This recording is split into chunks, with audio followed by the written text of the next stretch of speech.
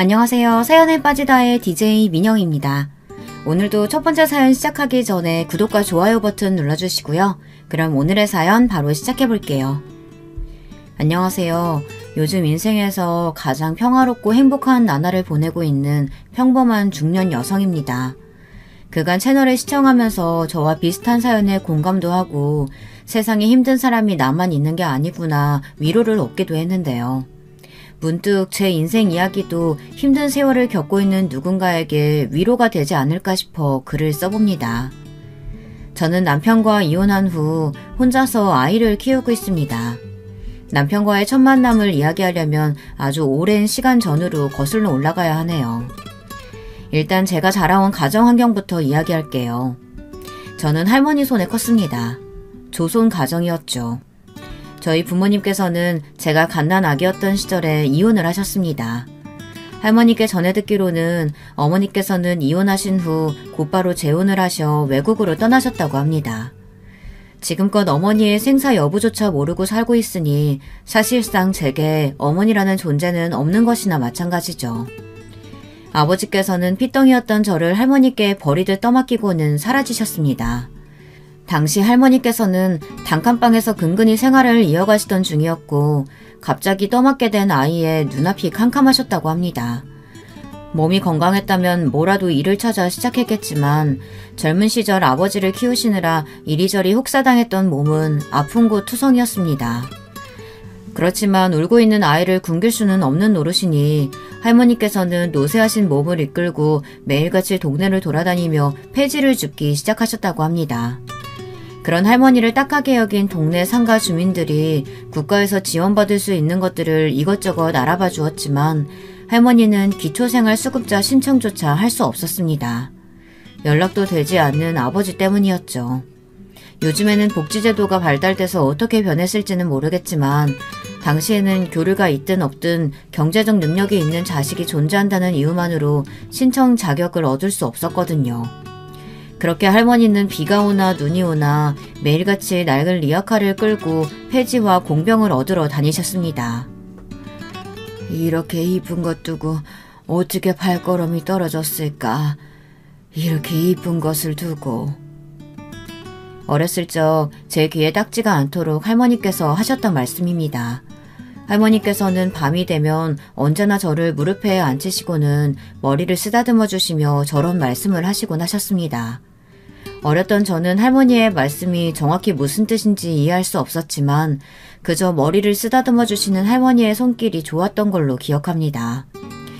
곰팡이가 쓸어 축축했던 바닥과 창문 틈 사이로 들어오는 찬 공기, 옷에서 나던 싸구려 세제 비누 냄새와 까슬했던 손바닥의 감촉이 아직도 생생합니다.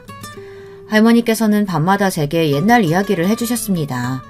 대부분 똑같은 이야기들의 반복이었지만 저는 그래도 그 시간을 참 좋아했습니다. 할머니께서 이야기에 등장하는 악당들의 목소리를 흉내내는 것을 들으며 깔깔 웃기도 했고요. 이야기의 결말을 알면서도 꼭 마지막까지 집중해서 듣고서야 잠이 빠져들곤 했죠. 비록 부모님의 보호와 사랑 밑에서 자라지는 못했지만 할머니와 둘이서 보낸 제 유년 시절은 좋은 기억으로 가득합니다. 어머니 정말 죄송합니다. 제가 죽일 놈입니다. 어머니를 뵐 낯이 없습니다. 한 번만 더 도와주세요 어머니. 그렇게 제가 초등학교에 들어갈 나이가 되던 그 해였습니다. 연락 한 번 없던 아버지께서 갑작스레 저와 할머니를 찾아오셨습니다. 자세한 대화는 기억이 나질 않지만 아버지께서는 할머니 앞에 무릎을 꿇고 죄송하다며 오열하셨던 모습이 어렴풋이 떠오릅니다. 그런 아버지의 품에는 제 이복 동생이 안겨 있었습니다. 어렸던 저는 태어나 처음 보는 갓난아기가 마냥 신기하기만 했었죠. 아버지께서는 동생의 어머니가 누구인지 지금껏 어디서 뭘 하다 오셨는지 아무것도 설명해주지 않으셨습니다. 할머니께서는 그런 아버지를 용서하고 받아들여 주셨고 그렇게 저희는 내 가족이 되었습니다. 아버지께서는 매일같이 새벽에 집을 나서서 늦은 밤이 되어서야 돌아오시곤 하셨는데 할머니께 전해 듣기로는 사업을 하신다고 했습니다. 할머니, 그럼 우리 아빠는 사장님이야? 그럼 사장님이지. 이제 너희 아빠가 돈 많이 벌어서 맛있는 것도 사주고 예쁜 옷도 사주고 그럴겨. 초등학생이었던 제가 생각하는 사장님은 멋진 정장에 비싼 차를 타고 다니고 사람들을 우르르 끌고 다니는 덩치 큰 아저씨였는데 저희 아버지께서는 제 상상 속의 사장님과 꽤 거리가 있는 모습이었어요. 당시 아버지께서는 정장을 입고 다니시지도 않았고 비싼 차는커녕 다 떨어져가는 고물 트럭을 몰고 다니셨으며 언제나 지치고 피곤해 보이는 얼굴에 말은 채우셨거든요. 정확히 무슨 회사의 사장님인지는 알 수 없었지만 그래도 저는 아버지를 항상 사장님이라고 불렀습니다. 늦은 밤 일을 마치고 집에 돌아오신 아버지 품에 안기며 사장님 다녀오셨어요 하고 인사를 하면 저를 번쩍 들어올려 안아주시는 손길이 참 좋았습니다. 아버지께서 돌아오신 뒤로 저희 집은 할머니께서 폐지를 주워다 파실 때보다 형편이 훨씬 좋아졌습니다. 저는 초등학교 입학 선물로 예쁜 책가방을 받게 되었어요. 가족끼리 다 같이 외식을 나가 생전 구경도 못 해봤던 짜장면을 먹기도 했고요. 그렇게 저희 가족의 생활은 점점 안정을 찾아갔고 그런 행복이 오랫동안 지속될 거라고 생각했습니다. 아들놈 어디다 숨겨놨어? 당장 안 데려와? 여기 숨어있는 거 다 알고 있으니까 좋은 말로 할 때 빨리 나와. 안 그러면 여기 그냥 싹 다 부셔버릴 테니까. 학교를 마치고 집에 돌아온 어느 날이었습니다. 어쩐 일인지 저희 집 대문 앞에 동네 사람들이 잔뜩 몰려있더군요. 웅성거리는 사람들을 해치고 집 안으로 들어가 보니 웬 검은 옷을 입은 남자들이 소리를 지르며 물건을 던지고 있었습니다. 할머니께서는 그런 남자들의 바지가랭이를 붙잡으며 울고 계셨고요. 너무나 무서운 마음에 당장이라도 그 자리에서 도망치고 싶었지만 그랬다가는 할머니께 무슨 일이라도 생길 것 같아 소리를 지르며 남자들에게 달려들었습니다.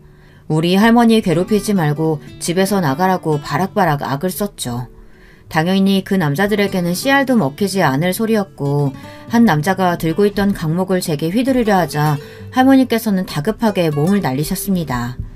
그대로 허리를 세게 얻어맞으신 할머니께서는 신음소리를 내시며 앞으로 엎어지셨고 저와 동생은 엉엉 울며 할머니께 달려들었습니다.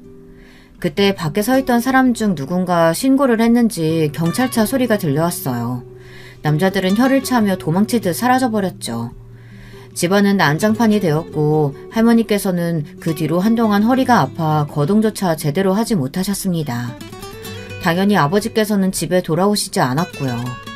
그렇게 저는 두 번째로 아버지께 버림을 받았습니다. 집에 찾아왔던 남자들은 빚쟁이라고 했습니다. 아버지께서 정확히 무슨 일을 하셨는지는 알 수 없었지만 아마도 그들에게 돈을 빌려 사업을 하시다 일이 잘못되자 종적을 감추고 사라지신 것 같았습니다. 남자들은 그 뒤로도 틈만 나면 저희 집을 찾아와 행패를 부렸고 그럴 때마다 집안은 풍비박산이 났습니다. 사라졌던 아들이 돌아와 빚쟁이들과 아이들을 떠맡기고 도망갔다는 소식은 금세 주변 이웃들에게 퍼졌습니다. 그렇지 않아도 아픈 몸을 이끌고 폐지를 주우러 다니는 할머니를 안쓰럽게 여겼던 이웃들은 따뜻하게도 도움의 손길을 내밀어 주셨습니다. 그중 가장 저희 가족을 챙겨주셨던 분은 바로 옆집에 사시던 세탁소 아주머니셨어요. 아주머니께서는 남편과 둘이서 살고 계셨는데 딸이 한 명 있었지만 오래전 사고로 먼저 하늘로 떠나갔다고 했습니다. 그래서 그런지 저와 동생을 보면 본인 딸이 생각나신다며 어머니처럼 저희를 챙겨주시고는 하셨죠. 중학교에 입학하고 나서는 아주머니 곁에서 세탁소 일을 곁눈질로 배우기 시작했습니다. 그중 제가 가장 재미있어 했던 것은 수선 일이었습니다. 아주머니께서는 제가 손재주가 좋다며 바느질을 깔끔하고 빠르게 잘한다고 칭찬해 주시고는 하셨습니다. 당시 저는 학교 공부보다 아주머니와 세탁소 일을 하는 것이 훨씬 즐거웠고 학교가 마치고 나면 불이 났게 달려와 아주머니를 돕느라 공부는 뒷전이었죠. 할머니께서는 그런 저를 보며 학생이 공부를 해야지 쓸데없는 데에 시간을 쓴다며 혀를 차셨지만 그때부터 저는 재봉사라는 꿈을 키우기 시작했습니다. 아주머니께서는 당시 작은 세탁소를 운영하고 계셨지만 조금 더 젊었을 시절에는 커다란 양장점에서 재봉사로 일하셨다고 했습니다. 아주머니 곁에서 미신기 다루는 법이며 옷감 자르는 법을 배우며 언젠가는 저도 아주머니처럼 옷을 만드는 사람이 되고 싶다고 생각했죠. 그렇게 저는 고등학생이 되었고 동생도 초등학교에 입학하게 되었습니다. 동생의 입학식을 앞두고 저는 제가 받았던 것처럼 동생에게도 예쁜 책가방을 선물해주고 싶었습니다. 그러나 당연히 수중에는 돈이 없었고 학생이었던 제가 일해서 돈을 벌 수도 없었죠. 고민하던 찰나에 아주머니께서 그동안 세탁소 일을 열심히 도와줬으니 수고비를 주시겠다며 동생의 선물을 살 수 있을 정도의 돈을 주셨습니다. 저는 기쁜 마음으로 봉투를 받아들고 시내로 향했습니다. 그렇게 도착한 가게에서 동생에게 꼭 어울릴 만한 하얀색 가방을 사들고 집으로 돌아가던 길이었습니다. 저 멀리 골목에서부터 작은 아이 한 명이 저를 향해 달려오고 있더군요. 조금 더 가까워지니 그 아이가 동생이라는 것을 알 수 있었습니다. 동생의 얼굴은 눈물로 범벅이 된 채였습니다. 깜짝 놀라 달려가 무슨 일이 있냐 물으니 동생이 꺽꺽대며 할머니가 이상하다고 했습니다. 순간 심장이 쿵 내려앉는 기분에 동생 손을 잡고 급하게 집으로 달려갔습니다. 할머니께서는 언제나처럼 얇은 이불을 깔고 그 위에 누워 계셨습니다. 가방을 바닥에 집어던지듯 내려놓고 할머니를 부르며 달려들었지만 할머니께서는 아무런 반응이 없으셨습니다. 제가 집에 돌아오면 언제나 우리 예쁜 손녀 왔냐 하시며 저를 맞아주시던 할머니였는데 그날의 할머니께서는 너무나 싸늘했습니다. 차갑게 식어버린 할머니의 손을 잡고 그 자리에서 한참을 울었습니다. 동생은 옆에서 할머니가 어디가 아픈 거냐고 계속해서 물었지만 저는 아무 대답을 해줄 수가 없었습니다. 그렇게 퉁퉁 부은 눈으로 간신히 몸을 일으켜 아주머니를 찾아가 할머니의 부고를 알렸습니다. 아주머니께서는 저와 동생을 꼭 끌어안아 주셨습니다. 그 품이 만나본 적도 없는 어머니의 품처럼 너무나 따뜻해서 울다가 까무로 기절했던 기억이 납니다. 아주머니께서는 할머니의 장례를 치를 수 있도록 도와주셨고 갈 곳을 잃은 저와 동생을 거둬주셨습니다. 아버지께서는 끝내 할머니의 장례식장에도 나타나지 않으셨습니다. 그때만큼 아버지가 원망스러웠던 적이 없었던 것 같아요. 갓난 아기였던 저를 버리고 가셨던 때도 피덩이 같은 동생과 빚쟁이들을 떠맡기고 도망가셨던 때도 아버지가 마냥 원망스럽지만은 않았었는데 고생만 하시다 허무하게 돌아가신 할머니의 영정사진 앞에서는 아버지가 참 많이 밉더라고요. 저희를 걷어주신 아주머니 덕에 당장 길거리 신세는 면했지만 아주머니께서 운영하시던 세탁소도 그리 장사가 잘 되는 편은 아니었습니다. 먹는 입이 둘이나 늘었으니 형편이 어려워질 것이 뻔했고 당시 고등학생이었던 저는 마음이 몹시 무거웠습니다. 아주머니께서는 너희를 처음 봤을 때부터 이렇게 될 운명일 줄 알았다며 친엄마처럼 생각하고 편히 지내라고 하셨지만 저는 차마 그럴 수 없었습니다. 아주머니께서 됐다며 손사래를 치셔도 매일같이 수선일이며 옷 배달이며 세탁소 일을 도왔습니다. 동생에게 아주머니께서는 우리 어머니가 아니시니 우리를 돌봐주시는 것만으로도 항상 감사하는 마음을 가져야 한다고 주의를 주었습니다. 그러나 초등학생이었던 동생이 얼마나 그 말을 잘 이해했겠어요. 동생은 반찬 투정을 하거나 다른 친구들이 학교에 좋은 물건을 가지고 오면 자신도 그것을 갖고 싶다며 떼를 쓰고는 했습니다. 그럴 때마다 아주머니께서는 인자하게 웃으며 동생을 달래주셨지만 저는 마음 한켠이 너무나 불편했습니다. 그렇게 저는 고등학교를 졸업하자마자 숙식이 제공되는 봉제 공장 일자리를 찾아 아주머니 댁을 떠나게 되었습니다. 초등학생이었던 동생을 공장에 데려갈 수는 없었기에 너무나 죄송하지만 한동안 동생을 아주머니 댁에 맡기게 되었습니다. 언니, 나 버리고 가는 거야? 엄마랑 아빠도 나 버렸는데 언니까지 나 버리려는 거야? 내가 말 잘 들을게. 반찬 투정도 안 하고 뭐 사달란 말도 안 할 테니까. 언니, 나 버리고 가지 마. 나랑 같이 가. 어린 나이였지만 동생은 부모님께서 자신을 버리고 떠나셨다는 사실을 알고 있었습니다. 제가 짐을 싸서 아주머니 댁을 떠나던 날 동생은 동네가 떠나가라 제 바지가랑이를 붙잡고 울었습니다. 말 잘 들을 테니 제발 자신도 데리고 가달라면서요. 그런 동생의 모습을 보니 마음이 미어지는 것 같았습니다. 그러나 저는 동생을 데리고 갈 수 없는 상황이었고 대신 동생과 새끼손가락을 걸고 약속했습니다. 언니는 절대 너 버리고 가는 거 아니야. 우리 동생이 얼마나 예쁜데 언니가 널 버리고 가. 아주 잠깐 아주머니랑 지내고 있으면 언니가 돈 많이 벌어서 꼭 데리러 올게. 그때까지 아주머니 말씀 잘 듣고 반찬 투정도 하지 말고 공부도 열심히 하고. 알았지? 동생은 눈물로 범벅이 된 얼굴로 꾹 엄지손가락 도장을 찍었습니다. 그런 동생을 두고 차마 발걸음이 떨어지지 않았지만 결국 저는 그렇게 봉제 공장에 들어가게 되었습니다. 공장 일은 생각했던 것보다 더 힘들었습니다. 아주머니께 어깨 너머로 일을 배우긴 했지만 매일같이 몰려오는 물량을 빠르게 처리하기엔 택도 없는 수준이었어요. 남들은 1시간 만에 끝낼 일을 저는 2시간에 걸려서 끝냈고 항상 가장 마지막까지 남아 미신기를 돌렸습니다. 그렇게 1달, 2달, 3달 시간이 흘렀고 시간이 약이라고 같은 일을 계속해서 반복하다 보니 어느 정도 일의 속도가 붙기 시작했습니다. 주어진 업무를 끝내고 남은 시간에는 제가 만들고 싶었던 옷을 만들어보며 연습을 하기도 했죠. 숙식이 제공되는 공장이었기에 대부분의 월급은 그대로 통장에 들어갔습니다. 간간히 아주머니 댁을 찾아 동생의 생활비 명목으로 돈봉투를 드리기도 했지만 아주머니께서는 한사코 언제나 거절을 하셨습니다. 대신 동생을 데리고 나가 맛있는 것도 사주며 예쁜 옷도 사입혀 주라면서요. 오랜만에 만나는 동생은 언제나 밝은 얼굴로 학교에서 있었던 일을 조잘조잘 이야기해 주었고 그런 동생과 함께하는 외출은 제게 거의 유일한 행복이었습니다. 요즘 걔랑 대화하기가 힘들어. 중학교 들어가더니 사춘기가 왔는지 말만 걸려고 하면 방으로 획 들어가 버리고 학교도 안 가려고 하고 얼마 전에는 담임선생님한테 전화가 왔는데 학교 친구들이랑 어울리기 힘들어하는 것 같더라. 너 걱정될까봐 말 안 하고 있었는데 네가 와서 얘기 좀 해보면 어떻겠니? 어느 날 걸려온 아주머니의 전화에 심장이 철렁 내려앉는 기분이었습니다. 그날 공장 일을 무슨 정신으로 했는지도 모르게 마친 후 아주머니 댁으로 향했습니다. 도착한 집에 동생은 없었고 아주머니께서는 애가 집에 돌아올 시간이 한참 지났는데 어디서 뭘 하고 있는지 모르겠다며 연락이 더 안 되면 경찰에 실종 신고를 할 생각이었다고 하셨습니다. 순간 생각나는 장소에 자리를 박차고 뛰어나갔습니다. 어렸을 적부터 제가 동생을 자주 데리고 가던 곳이 있었거든요. 예상대로 동생은 그 자리에 앉아 있었습니다. 동네가 한눈에 내려다 보이는 오르막길 꼭대기였죠.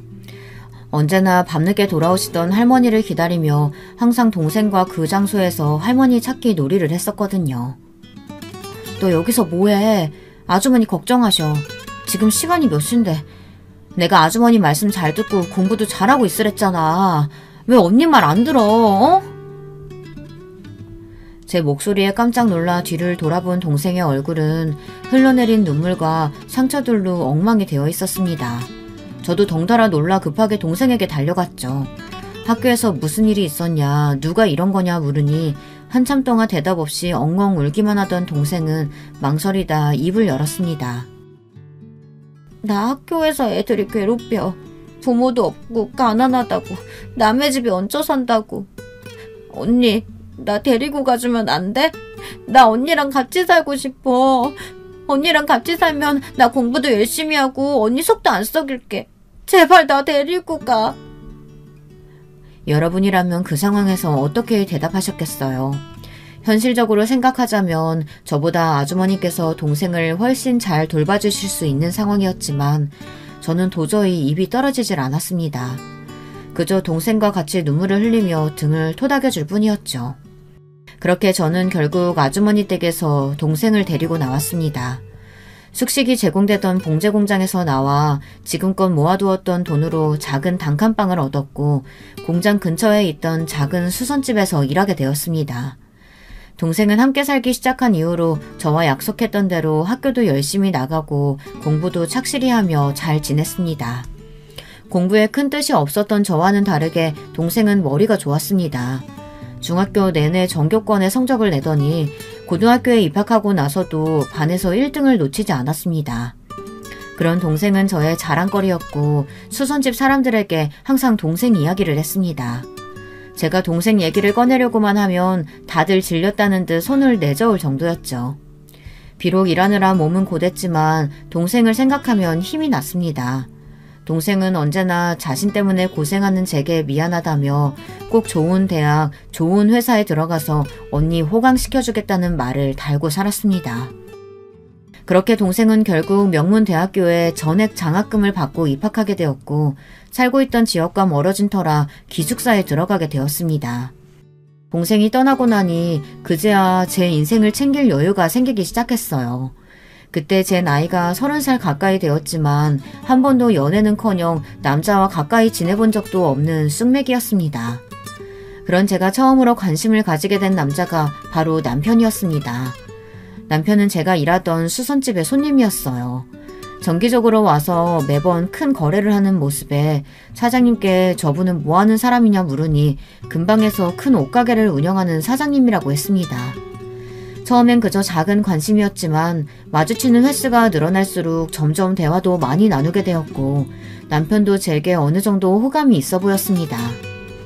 그렇게 남편이 먼저 데이트 신청을 했고 첫 데이트 날 남편의 권유로 술을 마시고 잔뜩 취한 상태로 밤을 같이 보내게 되었어요. 저는 그 뒤로 남편과 조금 더 진지한 사이가 될 줄 알았지만 남편은 그날 밤 이후 수선집을 찾아오지 않았습니다. 시간이 좀 흐르고 나서야 세상 물정 모르던 제가 이용당했다는 사실을 알게 되었죠. 그렇지만 그 상황에서 제가 할 수 있는 일이 뭐가 있었겠어요. 그저 그렇게 없었던 일로 묻어두고 지내던 차에 몸이 조금 이상했습니다. 혹시나 하는 마음에 임신 테스트기를 해보니 선명하게 2줄이 뜨더라고요. 임신 사실을 알게 되니 머리가 멍했습니다. 이 일을 어떻게 해야 하나 한참을 고민하다 결국 사장님께 물어 남편이 운영한다는 옷가게를 찾아갔습니다. 생각보다 더 큰 규모의 입구에 들어설 때부터 저도 모르게 주눅이 들더라고요. 오랜만에 만난 남편은 임신 이야기에 버럭 소리를 질렀습니다. 임신을 했다고? 어디서 다른 놈이랑 들고 와서 지금 나한테 덮어 씌우려는 거 아니야? 네, 맞아? 평생 당신 말고는 남자 손 한 번 잡아본 적 없어요. 하늘의 맹세꽃 당신 아이 맞아요. 저도 설마 아이가 생겼을 거라고는 생각 못했어요. 요즘 몸이 좀 이상하길래 혹시나 했는데. 100번 양보해서 내 애가 맞다 치자.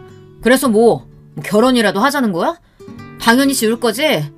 수술비는 내가 내줄게. 아니요. 저 애 지울 마음 없어요. 어떻게 그렇게 쉽게 생명을 지울 수가 있겠어요? 전 애 낳을 거예요.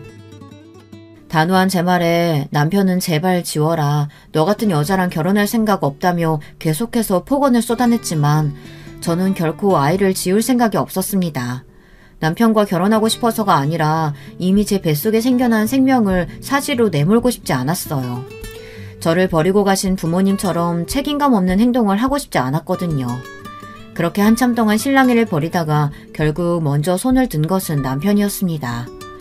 결혼을 약속하고 처음으로 시부모님께 인사드리러 간 자리에서 시어머니께서는 제 얼굴에 물을 끼얹으셨습니다. 고아의 수선집 직원이라는 변변찮은 직업, 혼수 하나 제대로 해올 수 없는 형편의 며느리를 마음에 들어하실 리가 없었기에 어느 정도는 예상했던 일이었어요. 어디 이런 천박한 년이 몸을 함부로 굴려가지고 애를 배! 어쩌다 저런 년한테 발목이 잡혀가지고 결혼을 하게 됐을까? 우리 아들이 뭐가 부족하다고! 아이고 내 팔자야. 물이 뚝뚝 타고 흘러내리던 볼을 쓸어내리며 애써 말을 삼켰습니다. 시어머니 말씀처럼 남편에 비해 제가 몹시 부족한 여자인 것은 사실이었으니까요. 당시에는 저와 아이를 받아들여준 시댁 식구들에게 그저 감사해야 한다고 생각했습니다. 시부모님께서는 상견례고 결혼식이고 전부 생략하고 혼인신고만 하고 시댁에 들어와 살라고 하셨습니다. 살고 있던 단칸방을 정리하고 시댁으로 들어가던 날 오랜만에 동생에게 전화를 해 제 결혼 소식을 알렸습니다.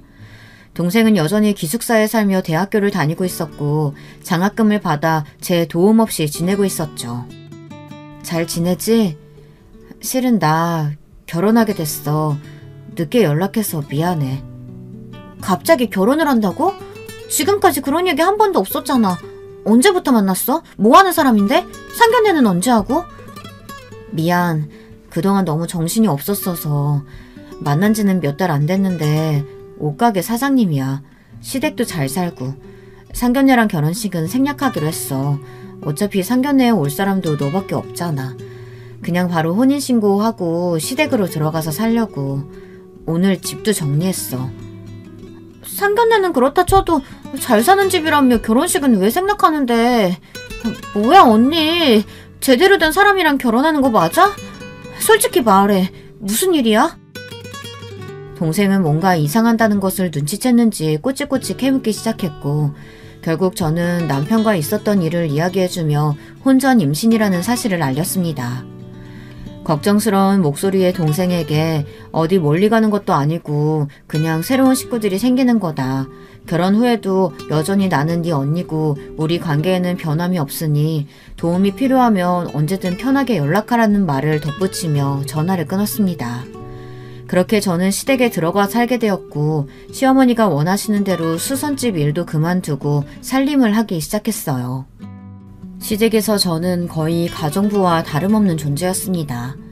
시부모님과 남편의 삼시세끼 식사는 물론 설거지와 뒷정리까지 전부 제 몫이었고 집안 청소며 빨래며 심지어 시댁에서 키우던 강아지 산책과 목욕까지 집안일이라면 전부 제게 떠넘기셨습니다. 시부모님께서는 두 분 다 몹시 입맛이 까다로우신 분들이라 한 끼도 허투루 드시는 법이 없으셨기에 매일 3가지 이상의 반찬을 바꿔가며 차려내느라 허리가 휠지경이었습니다. 어머니께서는 제가 집안 청소를 하고 난 후 반드시 텔레비전 뒷면이나 소파 밑을 손가락으로 훑어보시고는 먼지가 제대로 닦이지 않았다고 역정을 내시고는 했습니다. 밥을 정갈하게 차리기를 해, 청소를 깔끔하게 해놓기를 해. 몸 함부로 굴려가지고 남자 꼬시는 것 말고 제대로 할 줄 아는 일이 있긴 하니? 부모가 없어 가정교육을 제대로 못 받고 자라서 저러는 건지. 내가 전생에 무슨 죄를 지었길래 저런 애를 며느리로 받았을까? 저도 사람인지라 시어머니가 쏟아내시는 막말에 화가 날 때도 있었습니다. 그렇지만 저는 언제나 고개를 숙이며 꾹 참았습니다. 당시에 저는 바보 같게도 계속해서 참고 견디면 언젠가는 시댁 식구들이 저를 며느리로 인정해 주실 것이라고 생각했거든요. 이제 와서 돌이켜보면 아무 의미도 없는 짓이었죠. 시어머니께서는 몹시 사치스러운 분이셨는데 남편이 벌어오는 돈의 대부분을 호화스러운 골프 여행이나 비싼 명품들을 구매하는 데 사용하셨습니다. 물론 남편의 가게는 장사가 꽤 잘 되었기에 시어머니께서 무분별하게 돈을 사용하셔도 당장에는 큰 문제가 없었어요. 하지만 장사가 언제까지고 잘 될 것이라는 보장은 없었으니까요. 이 부분에 대해서 남편과 몇 번이나 상의를 해보려고 했지만 결혼 후로 남편은 매일같이 가게에 나가서 밤 늦게나 돌아왔습니다. 그래서 제대로 된 대화조차 나눌 시간이 없었어요. 만삭의 몸이 될 때까지도 저는 모든 집안일을 도맡아 했습니다. 어느 날은 너무나 몸이 좋지 않아 시어머니께 조심스레 오늘은 밥을 차리기 힘들 것 같다는 이야기를 드렸는데요. 시어머니께서는 언성을 높이시며 나 때는 애 낳기 직전까지도 밭에 가서 일을 했다. 뭐가 그리 힘들다고 엄살을 부리냐며 주방으로 제 등을 떠미셨습니다. 결국 어지러워서 제대로 서 있지도 못하는 상태로 반찬이며 국을 차려내었어요. 그러다 그대로 주방에 쓰러진 적도 있었습니다. 병원을 찾을 때마다 의사는 제게 몸을 더 잘 돌봐야 한다. 산모가 건강해야 아이도 건강하다 당부를 했지만 시댁 식구들은 제 몸 상태에 전혀 관심이 없었습니다. 그 뒤로도 몇 번이나 집안일을 하다 쓰러졌지만 다행히도 아이는 건강하게 태어나 주었고 예쁜 공주님이었습니다. 아들을 바라셨던 시부모님과 처음부터 아이에게는 별 관심이 없었던 남편은 시큰둥한 반응이었지만 그래도 저는 딸을 보며 조금이나마 힘을 낼 수 있었습니다. 마음 붙일 곳 하나 없던 공간에 온전히 사랑을 쏟아부을 수 있는 상대가 생기니 어찌나 행복하던지요. 예, 가게에 좀 다녀와라. 무슨 서류를 놓고 간 모양이더라. 가는 김에 마트 들러서 저녁장도 봐오고. 그러다 어느 날 남편이 놓고 간 서류를 가져다 주기 위해 결혼 후 처음으로 옷가게를 찾아가게 되었습니다. 여전히 어마어마한 규모의 낡은 옷차림에 제가 조금 초라해지는 기분이 들었지만 나는 이제 이 가게의 사모님이니 기죽을 것 없다는 생각으로 당당하게 안으로 들어섰죠. 카운터에 서있던 직원에게 남편을 만나러 왔다 말하자 직원은 영문을 모르겠다는 표정이었습니다. 그쪽이 사모님이시라고요? 사모님은 지금 사장님이랑 같이 창고에 계실 텐데 가게를 잘못 알고 오신 거 아니에요? 직원의 말에 순간 머릿속에 안 좋은 예감이 스쳤습니다. 들고 온 서류를 아무렇게나 직원에게 던져주고는 급하게 의류 창고로 달려갔죠. 창고 문을 박차고 들어가자 어두컴컴한 구석에서 딱 붙어있는 남녀가 눈에 들어왔습니다. 다들 예상하셨듯이 당황한 표정의 남편과 불륜녀였죠. 불륜녀는 한눈에 봐도 예쁘장한 얼굴에 날씬한 몸매가 저와는 비교도 되지 않은 미인이었습니다. 순간 제 자신이 너무나 초라해지더라고요. 온몸이 부들부들 떨릴 만큼 화가 나는데 목구멍으로는 아무 소리도 나오질 않고 결국 쏟아지는 눈물에 한마디 말도 못하고 그 자리에서 도망치듯 달려나왔습니다. 그렇게 길거리에 주저앉아 한참을 오열하는데 인생에 엄청난 회의감이 몰려왔습니다. 솔직히 남편의 불륜을 의심해본 적이 없는 것은 아니었습니다. 남편은 언제나 제게는 제대로 눈길조차 주지 않았고 외박을 하는 날도 잦았습니다. 사랑하지도 않는 여자와 책임감에 결혼했으니 어찌 보면 예상된 결과였지만 저는 그동안 애써 그 사실을 부정하려 했습니다. 비록 저와 남편의 사이가 가깝지는 않아도 저를 속이지는 않을 거라고 믿었습니다. 사랑스러운 딸을 두고 부정을 저지르고 다닐 만큼 최악의 인간은 아닐 거라고 믿고 싶었던 거죠. 그러나 그런 믿음은 한순간에 모두 산산조각 나버렸고 눈앞이 캄캄했습니다. 이런 사실을 알고 나서도 제게 돌아갈 곳은 시댁밖에 없었거든요. 언니, 연락도 없이 어쩐 일이야? 무슨 일 있어? 얼굴이 왜 그래? 거기 서 있지 말고 얼른 들어와. 밥은 먹었어? 동생은 대학교를 졸업한 후 작은 원룸에서 혼자 지내고 있었고 도저히 시댁으로 돌아갈 수 없었던 저는 무거운 발걸음으로 동생에게 향했습니다. 평소와 다름없이 저를 따뜻하게 맞이해주는 동생의 모습에 겨우 멈췄던 눈물이 다시 터져나오더라고요. 아이처럼 엉엉 우는 저를 동생은 아무것도 묻지 않고 끌어안아 주었습니다. 등을 토닥여주는 동생의 손길에 중학교 시절 제품에 안겨 울던 동생이 떠올랐습니다. 그렇게 작던 아이가 언제 이렇게 다 커서 나를 달래주고 있나 이런 생각이 들더라고요.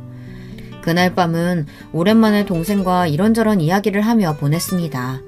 할머니와 셋이서 나들이를 갔던 얘기, 세탁소 아주머니께 혼났던 얘기, 어렸을 적 추억들을 떠올리며 간만에 모든 근심 걱정을 잊을 수 있었던 것 같아요. 그렇게 꿈같은 밤이 지나고 다음날 아침 떨리는 마음으로 핸드폰을 확인했지만 시댁 식구들에게는 아무런 연락이 와 있지 않았습니다. 혹시나 밤새 저를 찾지는 않았을까 남아있던 일말의 기대마저 무너져 내렸죠. 동생의 배웅을 뒤로하고 시댁으로 돌아가니 집안은 아무도 없는지 조용했습니다. 심지어 항상 사람이 오면 반기러 나오던 강아지조차 집에 없더라고요. 다들 어딜 나갔나 싶었던 차에 때마쳐 문이 열리고 시부모님께서 들어오셨습니다. 어머니 죄송해요. 어젯밤에는... 아유, 너 현관에서 정신 사납게 뭐하니? 쟤는 어린 것이 누구 닮아서 저렇게 성질이 고약한가 몰라. 점심 먹고 왔으니까 밥 차릴 필요 없다. 시부모님의 뒤로 남편이 강아지와 딸을 안고 따라 들어왔어요. 딸은 한바탕 울었는지 퉁퉁 부은 얼굴이었습니다. 무슨 상황인지 이해가 잘 되지 않아 당황스러운 눈으로 남편을 바라봤지만 남편은 제게 아이를 휙 떠넘기고는 방으로 들어가 버리더라고요. 우리 딸 왜 그래? 어디 다녀왔어? 할머니가 엄마 없으니까 맛있는 거 먹자고 그랬는데 엄마 없이는 나도 안 간다고 하니까 할머니가 나 엄청 혼냈어. 이럴 거면 엄마랑 같이 집 나가버리래. 아이의 말에 시부모님을 돌아보니 두 분은 아무렇지도 않은 표정으로 소파에 앉아 텔레비전을 켜셨습니다. 상황을 보니 제가 없는 틈을 타 가족끼리 좋은 식당에 가서 외식을 하고 온 것 같았어요. 저희 딸은 저 없이는 안 가겠다고 떼를 쓰다 혼이 난 듯했고요. 어머니, 아무리 그래도 애한테 말씀이 너무 지나치세요. 애같이 애미 닮아서 아주 성질머리가 고약해. 그럼 집에 밥 해주는 사람이 없는데 나가서 먹어야지. 뭐가 문제야? 그리고 너는 말이다. 말도 없이 집에 안 들어왔으면 죄송합니다. 싹싹 빌어도 모자랄 판에. 어디서 시애미한테 훈계질이냐? 저도 이 집 식구예요. 밥 해주는 사람이 아니라요. 제가 연락도 없이 집에 안 들어왔는데 걱정도 안 되셨어요? 얘가 미쳤나? 어디 시부모한테 큰 소리야? 너 같은 거 어디 나가서 콱 죽어버리든 말든 내 알 바 아니다. 시어머니의 말씀에 눈물이 쏟아졌어요. 제가 그동안 이 집에서 바친 세월은 정말 아무런 의미가 없었구나. 모든 것이 의미 없게 느껴졌고 더 이상 이 공간에서 1분 1초도 머물고 싶지 않았습니다. 저는 그대로 방으로 들어가 짐을 싸기 시작했고 침대에 누워있던 남편은 그런 저를 말없이 바라보기만 했습니다. 그렇게 제가 짐가방을 들고 시댁을 빠져나오는 동안 시댁 식구들 그 누구도 저를 말리지 않았어요. 피우던 개가 집을 나가도 그렇게까지 방치하지는 않을 거예요. 시댁 식구들에게는 저는 개만도 못한 존재였다는 뜻이겠죠. 그 길로 바로 동생의 집으로 향했고 동생은 기다리고 있었다는 듯이 저를 맞아주었습니다. 동생에게 그간 있었던 일들을 전부 솔직하게 털어놓자 동생은 저를 대신해 몹시 화를 내주었어요. 어떻게 그런 역겨운 인간들이 있을 수 있냐며 지금까지 참느라 너무나 고생했다고요. 언니, 당장 이혼해. 더 이상 참고 살 필요 없어. 그 인간 같지도 않은 것들한테 복수해야지. 복수? 복수를 어떻게 하는데? 이혼한다고 해봤자 그 여자랑 재혼해서 잘 살지 않을까? 소송을 걸어야지. 뻔뻔하게 불륜 저지른 죄 물어야 될 거 아니야. 게다가 지금까지 시댁 식구들한테 구박당했던 것도 전부 위자료로 받아낼 거야. 소송이라니 이혼 소송 말하는 거야? 그거 한두 푼 드는 거 아니야. 변호사도 선임해야 하고 나 모아둔 돈 하나도 없어. 언니 걱정하지 마. 나 믿고 내일 가서 애 데려와. 그리고 남편한테 이혼하자고 소송하겠다고 말해. 동생은 취업해서 돈을 벌고 있긴 했지만 사회 초년생이었고 모아둔 돈이 많을 리가 없었어요. 도대체 뭘 믿고 저렇게 큰 소리 치는 건지 이해가 되질 않았어요. 하지만 언니가 안 하면 내가 가서 대신 큰 소리 치고 올 거라며 언성을 높이는 동생 탓에 결국 알았다고 대답했죠. 그렇게 다음 날이 되었고 저는 한참을 고민하다 결국 시댁으로 찾아갔습니다. 이혼하겠다는 제 말에 남편의 표정이 눈에 띄게 밝아지더라고요. 네가 먼저 이혼하겠다고 말한 거다. 말 바꾸지 마. 애 키울 돈도 없으니 당연히 양육권은 포기하겠고 같이 번 돈도 없으니 위자료도 한 푼도 못 줘. 아니, 나 합의 이혼 안 해. 당신하고 이혼 소송할 거야. 당신 불륜 저지른 거, 그동안 나 사람 취급도 안 하고 부려먹었던 것들 전부 그냥은 안 넘어가. 이혼 소송? 너 소송 절차가 어떻게 진행되는지는 아니? 변호사 선임 비용은 얼만지는 알고? 대출이라도 받으려고? 변변찮은 직업도 없는 애가 자존심만 살아서는. 시댁 식구들은 이혼 소송을 하겠다는 제 말에 비아냥거리며 저를 비웃었습니다. 솔직히 말하자면 소송 얘기를 꺼내면서도 마음 한켠이 무겁기는 했어요. 자기만 믿으라던 동생 때문에 큰 소리를 치긴 했지만 시어머니 말씀대로 저는 변변찮은 직업조차 없는 무일푼이었으니까요. 그렇지만 여기서 기가 죽어서는 안 된다고 생각하며 마음을 다잡았습니다. 큰 소리가 오가는 와중에 구석에서 눈치만 보고 있던 아이 손을 꼭 잡고 제 쪽으로 끌어당겼어요. 아이는 제가 데려갈게요. 여기 있어봤자 제대로 된 가정교육도 못 받고 자랄 게 뻔해요. 제가 잘 키울 테니 양육비만 보내주세요. 얘가 아무리 꼴통이라도 우리 집안 핏줄인데 어딜 데려가? 너는 집 나가도 애는 두고 나가라. 부모 없이 자란 애가 어디서 가정교육을 우는 애? 어머니 집안 핏줄이기 이전에 제 딸이에요. 저도 이 정도 권리는 있어요. 그리고 저 부모 없이 자랐어도 어머니 아들보다 멀쩡한 인간이에요. 그렇게 저는 뒷목을 잡고 쓰러지시는 시부모님을 뒤로하고 딸과 함께 집을 나왔습니다. 일단 소송하겠다 큰 소리를 치고 돌아왔는데 이제 어떻게 해야 할까 앞날이 막막했습니다. 동생은 믿는 구석이 따로 있는 건지 걱정이 많았던 저와는 다르게 싱글벙글이었죠. 언니, 우리 내일 만나러 갈 사람 있으니까 준비해. 언니 소송 도와주실 분이야. 조카도 데리고 가자. 동생의 말에 동생이 벌써 변호사분이라도 모셔놨나 싶었습니다. 돈이 어디서 나서 변호사를 고용했는지 혹시 나 때문에 대출이라도 받은 건 아닌가 걱정이 앞섰죠. 예쁘게 입으라는 동생의 말에 그나마 가지고 있던 옷 중에서 좋은 옷을 꺼내 입고 동생을 따라 나섰습니다. 약속 장소는 아주 고급스러운 레스토랑이었고 동생은 테이블에 앉아있던 노년의 남성을 보고 반갑게 손을 흔들었습니다. 저분이 변호사님이시구나 이런 생각에 가까이 다가가 인사를 하려던 찰나였습니다. 아버지? 테이블에 앉아있던 사람은 다름 아닌 저희 아버지였습니다. 20년도 넘는 세월이 흘렀기에 제 기억 속 모습보다는 훨씬 나이가 드신 얼굴이었지만 그래도 한눈에 알아볼 수 있었습니다. 그동안 잘 지냈니? 너무 오랜만이구나. 아버지께서는 눈물을 글썽거리시며 저를 꼭 껴안아 주셨고 어떻게 된 상황인지는 알 수 없었지만 제 등을 쓰다듬어 주시는 손길에 저도 모르게 눈물이 나더라고요. 오랜만에 느껴보는 가족의 온기에 그렇게 한참을 울었어요. 조금 진정이 되고 나서야 그간의 이야기를 들을 수 있었습니다. 아버지께서는 젊었을 적부터 사업에 대한 야망이 크셨다고 합니다. 저희 어머니와도 사업에 대한 견해 차이로 이혼하셨고 그 뒤로도 많은 어려움이 있었지만 꾸준히 본인의 꿈을 이루기 위해 달려오셨다고 합니다. 그렇게 사업이 순조롭게 자리를 잡나 싶었던 시기에 잘못된 선택으로 빚더미에 오르셨고 당시 함께 지내고 있던 할머니와 저희들에게 피해를 입혀서는 안 된다는 생각에 도망치듯 집을 나가셨다고 했습니다. 눈앞이 깜깜했지만 아버지께서는 포기하지 않으셨고 정말 마지막 기회라고 생각하며 당시 의류 공장을 운영하고 있던 친구와 함께 다시 사업을 시작하셨습니다. 그렇게 처음에는 작은 크기의 공장으로 시작했던 아버지의 사업은 점점 규모가 커지고 현재는 전국으로 의류를 판매하는 유명한 회사가 되었습니다. 처음에는 솔직히 아버지의 이야기가 믿기지 않았습니다.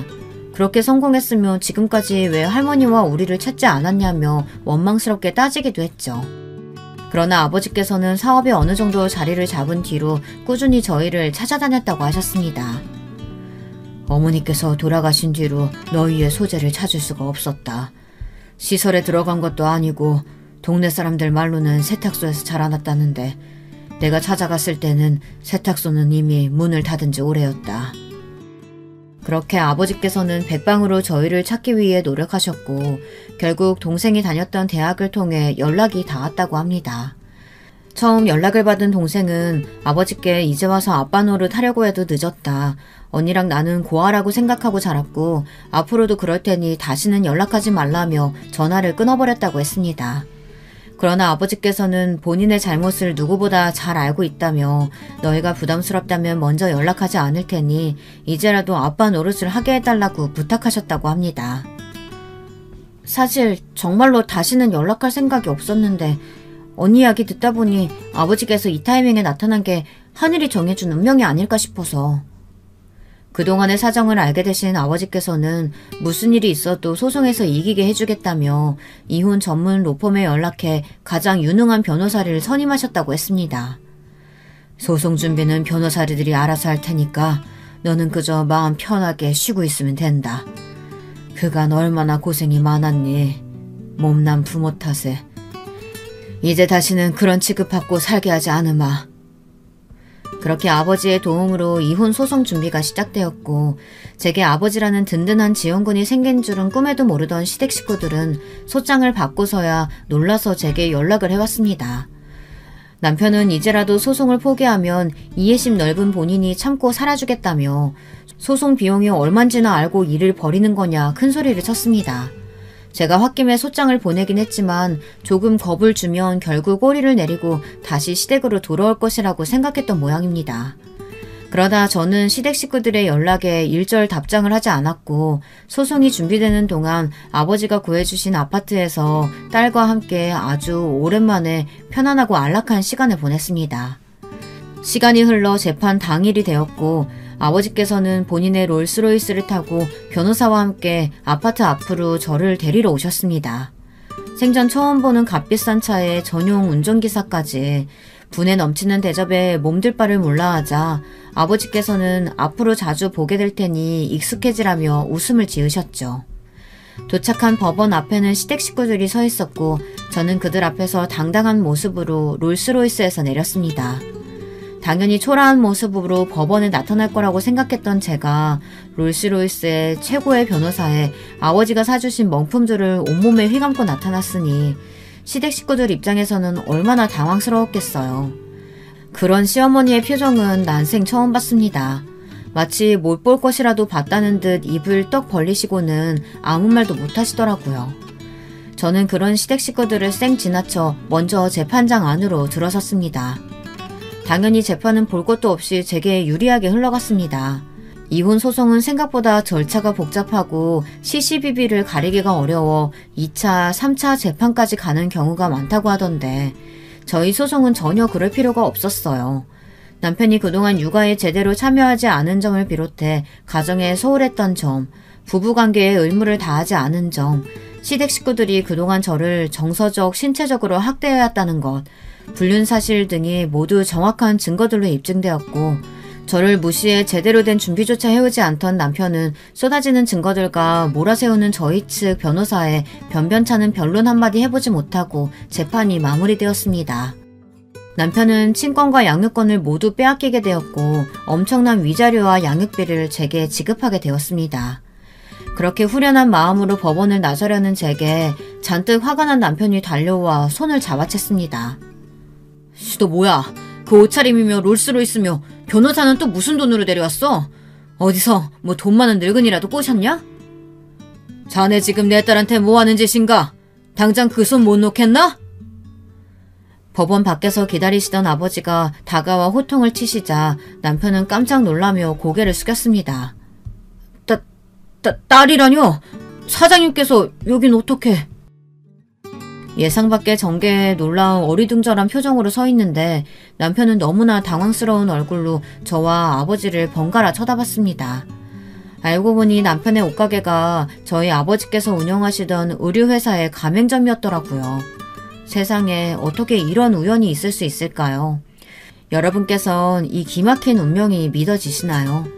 저를 그렇게 주눅들게 만들었던 남편의 옷가게가 다름 아닌 저희 아버지께서 운영하시던 회사의 가맹점이었다뇨. 아버지께서는 이 사실을 소송 준비 초기에 알게 되셨지만 일부러 지금껏 숨겨오셨던 거였습니다. 혹시나 잘못 뉘우치고 사과라도 해올까 참고 있었는데 역시는 역시구만. 자네 같은 역겨운 인간이 우리 회사 옷을 팔게 될 순 없네. 당장 가게 문 닫게.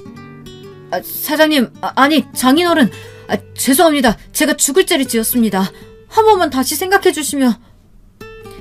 아버지께서는 더 드릴 필요도 없다는 듯 제 손을 잡고 그대로 등을 돌리셨습니다.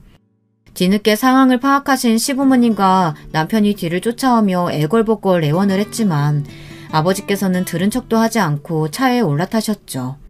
그렇게 집으로 돌아간 후에도 남편에게서는 계속해서 연락이 왔습니다. 심지어 시어머니께서도 그동안 해왔던 말들이 전부 진심이 아니었다. 네가 내 며느리가 된 건 인생 최고의 축복이었다며 마음에도 없는 소리를 하시더라고요. 남편은 평생 그간의 일을 사죄하며 살 테니 다시 돌아와 달라고 애원했지만 당연히 저는 돌아갈 마음이 없었습니다. 나중에서야 알게 된 사실이지만 아버지께서는 이혼 소송을 준비하시면서 불륜녀에게도 소송을 거셨다고 하더라고요. 남편이 유부남이라는 사실을 알고도 만남을 지속한 점, 남편의 가게에서 부인 행세를 한 점 등이 명백한 증거로 남아 불륜녀에게서도 엄청난 위자료를 받게 되었습니다. 전에 듣기로는 내세울 것이라고는 외모밖에 없는 술집 여자였다고 하더라고요. 얼마 전에 길을 지나다 보니 남편의 옷가게가 있던 자리에는 커다랗게 임대 종이가 붙어 있었습니다. 시어머니의 사치 탓에 제대로 모아둔 돈도 없었을 텐데 아마 위자료를 낸 후에는 완전히 빈털터리가 됐을 거예요. 전부 본인이 자초한 일이죠. 저는 왕년에 수선실을 다녔던 실력을 살려 아버지 회사에서 일하고 있습니다. 집안일이나 남의 뒤치다거리가 아닌 제가 줄곧 꿈꿔왔던 일을 하는 지금이 너무나 행복합니다. 저희 딸도 무럭무럭 잘 크고 있고 동생도 좋은 회사에 취업해 잘 지내고 있고 아버지와 일주일에 한 번씩은 만나 함께 식사를 하고 있습니다. 어렸을 적부터 지금까지 정말 많은 고생을 하며 자라왔지만 그래도 지금 이렇게 행복하려고 그런 시간을 보내왔던 건가 그런 생각이 듭니다. 여러분도 지금 힘든 세월을 보내고 계시다면 고생 끝에 낙이 온다는 말을 생각하며 힘내셨으면 좋겠습니다. 긴 이야기 들어주셔서 감사합니다. 다들 행복하세요. 여러분, 두 번째 사연 시작하기 전에 좋아요, 구독 꼭 눌러주실 거죠? 그럼 두 번째 사연 바로 시작합니다. 안녕하세요. 저는 지방에서 남편과 딸과 행복하게 사는 40대 후반 여자입니다. 제가 집에 있는 시간이 많아 심심해하니까 딸이 요즘은 유튜브로 사연 듣는 사람이 많다고 추천해줘서 즐겁게 듣고 있어요. 그중 재밌는 사연이나 감동적인 사연이 있으면 남편에게도 들어보라고 하고 친구들과 공유하며 듣다 보니까 제 사연도 제보하고 싶었습니다. 이미 제 주변 사람들은 다 아는 내용이지만 주위에서도 친구들이 제보하면 재밌을 것 같다 하며 하도 부추겨서 자의반 타의반으로 제보하게 됐어요. 평범하게 사는 게 제일 힘들다는 말 들어보셨죠, 여러분? 아마 이 말은 지금 젊은 세대보다 중년 세대한테 더 해당하는 말이라고 생각합니다. 제 친구들도 그렇고 어딜 가서 제 나이대 사람들과 얘기하다 보면 사연 없는 사람이 더 드물 정도로 각자 가족 관련 일이 하나씩 있더라고요. 특히 어린 시절 가난에 관해 얘기하면 끝도 없다고 느낄 정도로 다들 힘들게 살았던 내용을 듣다 보면 저도 모르게 눈물이 고입니다. 하지만 저도 가난을 얘기하면 빠질 수 없는데요. 아주 어린 시절, 그러니까 제 기억이 시작되던 나이 때 저는 가난했습니다. 제가 기억하는 어린 시절엔 아빠가 있었는데 매일 술에 취해 있었어요. 초등학교를 입학하기 전으로 기억하는데 아빠는 술만 마시면 집에 있는 모든 물건을 던지고 소리를 질렀습니다. 아주 어렸던 제가 기억할 정도로 아빠는 매일 술을 물처럼 마셨고 급기야 엄마는 저를 데리고 집 밖으로 나갈 정도였어요. 그러다 제 동생이 태어났는데 그래도 아빠의 행패는 멈추지 않았습니다. 제 이마에는 아직도 상처가 있는데 그것도 아빠가 술 마시고 벽에 걸린 시계를 깨서 그 파편이 제 이마에 꽂혀서 생긴 상처예요. 저에 대한 사랑이 끔찍했던 엄마는 그걸 보고 아빠와 몸싸움을 해서 경찰서까지 갔던 것도 전 기억합니다. 결국 제가 초등학교에 입학하고 얼마 지나지 않아 엄마는 저와 동생을 데리고 집을 나와서 외할머니가 있는 곳으로 도망을 왔어요. 아빠가 찾아올 수도 있으니 엄마는 홀로 계신 외할머니를 데리고 지방에서 더 지방으로 이사가게 됐습니다. 어렸던 저와 더 어려서 막 걷기 시작한 동생을 버리고 갈 수도 있었는데 저희 엄마는 자식들을 분신처럼 생각하며 어떻게든 본인이 보살피려고 애썼어요. 그때는 저도 어려서 몰랐지만 클수록 우리 엄마가 나를 버리지 않았다는 사실 자체가 얼마나 대단한지 깨닫게 됐습니다. 어차피 아버지는 뭐 대단한 집안의 자식도 아니었고 가난했으며 심지어 술을 마시며 엄마가 힘들게 버는 돈을 다 쓰기 바빴던 사람이라 저도 속으로 아빠가 없었으면 좋겠다고 생각했거든요. 엄마는 아빠가 저러는 것은 뭐 그때 당시에 저랬던 아버지들이 한둘이 아니니 참고 넘기려고 해도 저와 동생에게 피해가 가는 것은 도저히 눈뜨고 볼 수가 없었다고 합니다. 그렇게 엄마도 외할머니도 생판 아는 사람이 없는 곳으로 이사가서 새로 살게 됐는데 사실 지나고 나면 모든 과거는 미화가 된다고 하죠. 그런데 저는 그 시절이 미화가 안 될 정도로 힘들었습니다. 외할머니는 몸이 안 좋으셔서 이미 그때 아파서 거동이 불편했던 상태였고 저는 초등학생 그리고 동생은 돌쟁이니까 우리 가족 중 돈을 벌 수 있는 경제활동 인구는 엄마밖에 없었어요. 급하게 짐을 싸서 도망 나온 거라 우리가 가진 돈도 수중에 많은 돈이 없었기 때문에 엄마는 그 지역에 도착하자마자 우리를 여관에 몰아넣고 바로 일을 구하기 시작했습니다. 저와 동생이 너무 어리고 외할머니라도 정정하셨으면 그래도 우리를 맡기고 공장에 가서 종일 일할 수 있었을 텐데 그게 아니니까 엄마는 공장에서 일하지도 못했습니다. 결국 엄마는 식당에 가서 일하기도 하고 남의 집에 가서 파출부로 일하기도 했어요. 저는 학교에 갔다 오면 동생을 업고 어린 나이에 밥하고 청소하고 빨래를 했는데 그때는 동생이 너무 어려서 초등학교 때는 동생 돌보느라 학교에 가지 못했습니다. 당장 집에 아픈 할머니가 누워있고 동생은 이제 말을 시작했는데 제가 그렇다고 동생을 데리고 학교에 갈 순 없잖아요. 사실 몇 번 데려갔던 적도 있었고 다행히 당시 선생님들은 저처럼 집안 형편이 어려운 친구들이 워낙 많아서 동생을 데려온 학생들이 몇 있어서 이해는 해주셨습니다. 그런데 저는 동생만 있던 것도 아니고 할머니가 있어서 일주일에 학교를 2-3번만 갔었어요. 엄마는 그 사실을 모르고 있다가 나중에 학교 선생님에게 듣고 저한테 울면서 왜 학교에 안 가냐고 하며 동생을 업고 다른 집 파출부로 일하기 시작했습니다. 제 기억에 엄마는 쉬는 날이 전혀 없었는데 파출부 일을 하면서도 시간이 나면 식당에 가서 설거지도 하고 음식 배달도 했었어요. 아무래도 일하는 집에서 동생을 업고 오는 엄마가 마음에 들지 않았는지 몇 번 잘리게 됐고 결국 동생 돌보는 몫은 저에게 돌아오게 됐습니다. 엄마가 그래도 학교는 꼭 갔으면 좋겠다고 해서 저는 학교에 가도 점심시간 때 집까지 뛰어와서 할머니와 동생 점심을 차려주고 우는 동생을 내버려두고 다시 학교에 가고 학교가 끝나면 다시 또 집까지 뛰어오는 생활을 반복했어요. 제가 이렇게 말하면 어린이집이나 유치원에 보내면 되지 않냐고 하는 분들이 있는데 저도 그렇고 동생도 그렇고 돈이 없어서 기관에 못 보냈습니다. 아직도 기억나는 초등학교 때 일이 하나 있는데 아마 그때 제가 초등학교 고학년이었고 동생은 5살이었어요. 점심시간이라 집에 가서 동생과 아주 조금 놀아주고 거동이 불편한 외할머니와 동생에게 밥을 차려주고 다시 학교에 갔다가 끝나고 집에 왔는데 동생이 없었습니다. 할머니에게 동생 어디 갔냐고 물어봤는데 모르겠다는 말만 들리고 저는 급하게 집 밖으로 나왔는데 동생이 아무리 찾아봐도 없는 거예요. 점점 눈물은 나고 그날이 되게 추운 겨울이었는데 당황해서 옷도 제대로 못 입고 덜덜 떨면서 동생을 찾아다녔어요. 너무 추워서 얼굴이 다 얼었는데 동생을 찾으려고 문방구도 가고 슈퍼도 가고 동생 못 봤냐고 울면서 다니니까 동네 어른들이 같이 찾아주셨습니다. 결국 동생을 발견했는데 거기는 바로 제가 다니던 초등학교였어요. 혼자 학교 안을 돌아다니니까 선생님들이 교무실로 데려가셔서 데리고 있으셨죠. 큰일이 일어난 게 아니라 다행이라고 생각도 들면서 가만히 집에 있지 않은 동생이 너무 미웠습니다. 그리고 뭔가 속상하면서 창피한 마음도 들고 선생님들이 저한테 괜찮다고 하는데도 눈물이 너무 나와서 멈출 수가 없었어요. 동생은 제가 우니까 따라오는데 저는 그런 동생이 너무 미워서 그냥 두고 집으로 혼자 걸어가는데 그런 저를 동생이 울면서 따라왔거든요.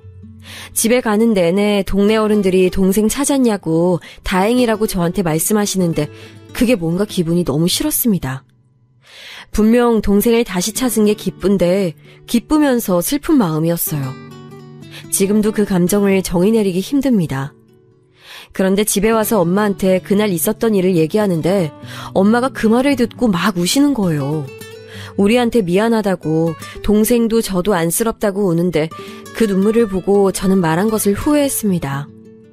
그 뒤로 엄마 몰래 학교를 간척하며 가지 않고 동생과 더 놀아주고 진짜 친구들과 노는 것도 포기하고 동생하고 있는 시간을 늘렸어요.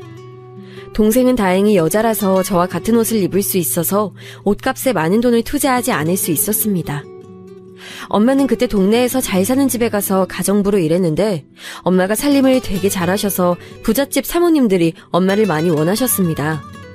어떤 집에선 우리를 다 데리고 와도 좋으니 엄마한테 입주 가정부를 제안하셨는데 엄마가 우리가 그래도 남의 집에서 살면 눈치를 볼 것 같다고 가난하고 힘들어도 따로 사는 것을 원하셨어요.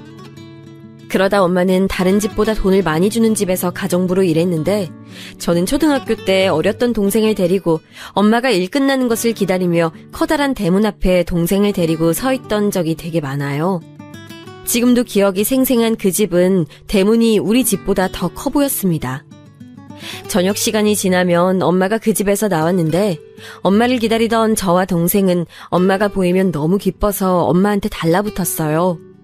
그러면 엄마는 우리를 데리고 집으로 가곤 했는데 그때 거기 살던 집의 아들이 저와 또래였거든요.